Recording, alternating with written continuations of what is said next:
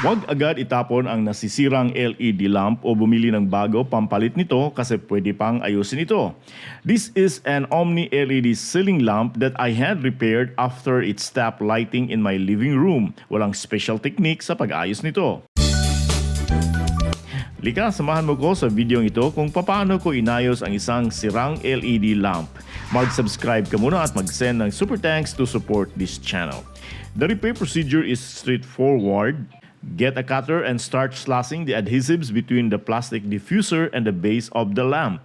Dito gumamit ako ng maliit na screwdriver na ginawa kong prying tool to aid the cutter. Sa loob ng isang LED lamp ay makikita ang array of LED chips that are on a printed circuit board. Tinatawag ito na discrete kasi maraming LED chips na built-in on the board. These are SMD or surface-mounted devices kasi the LEDs are directly soldered to the circuit board. Kailangan mong tanggalin muna ang connection sa board to the LED driver na siyang nagsupply ng kuryente sa mga LED para ito ma-isolate. Pagkatapos, kailangan i-test ang LED chips. You can use low voltage supply or adjustable voltage supply for the testing. In my case, I use this LED voltage tester. Doon ka magsimula mag-test sa terminals where you remove the connections to the LED driver. Kung iilaw lahat ng LED chips, ibig sabihin maayos lahat ng LEDs at ang posibleng sira ay ang LED driver. Posibleng itong hindi nakapag-supply ng kuryente to the LED chips. Repairing the LED driver may be complicated. Kung hindi iilaw ang lahat ng LED chips, huwag agad judgmental na sira yung LED driver. Kasi the LED chips are connected in series on the board. Sa series connection, kahit isang LED lang ang busted, it will most likely create an open circuit. Ibig sabihin, hindi makadaan ang kuryente pagdating doon sa isirang LED chip. So lahat ng ilaw, hindi gagana. For example, sira to, open to siya. So pagdating ng kuryente dito, hindi siya makadaan.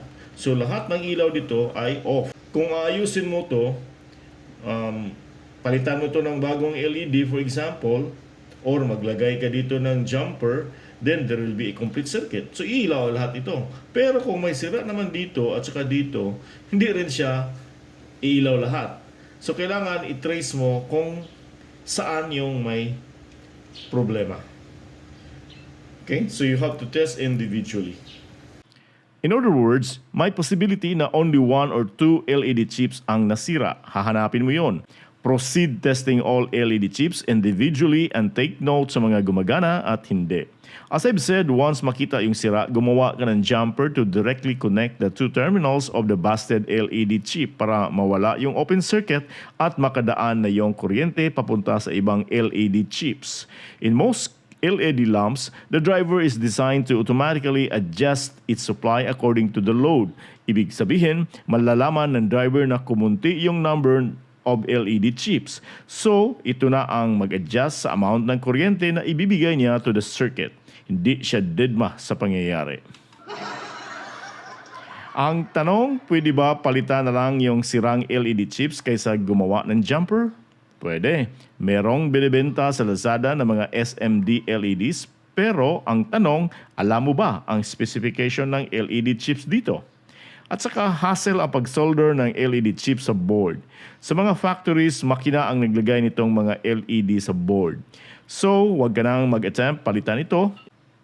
Anyway, di naman masyado malaki ang pagbawas ng ilaw unless maraming LED chips ang sira.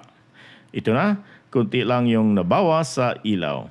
At nagamit ko ulit ang LED ceiling lamp na walang gastos. It still looks as brand new.